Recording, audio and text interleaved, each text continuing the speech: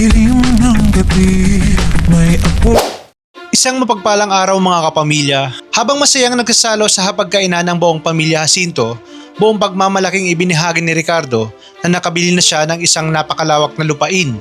Ngunit agad itong ikinabahala ni Samantha nang malaman niya na matatagpuan ito sa gininto ang lupa.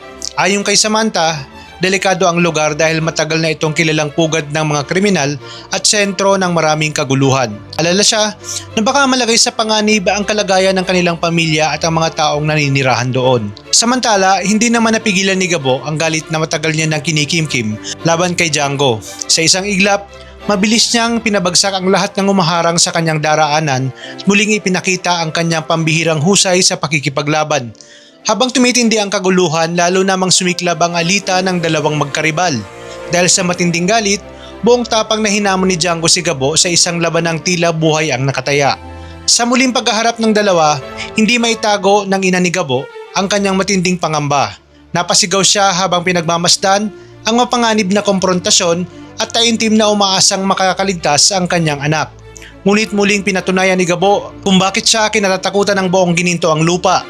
Sa lakas ng kanyang mga galaw at katatagan ng kanyang loob, mabilis niyang napasuko itong si Django.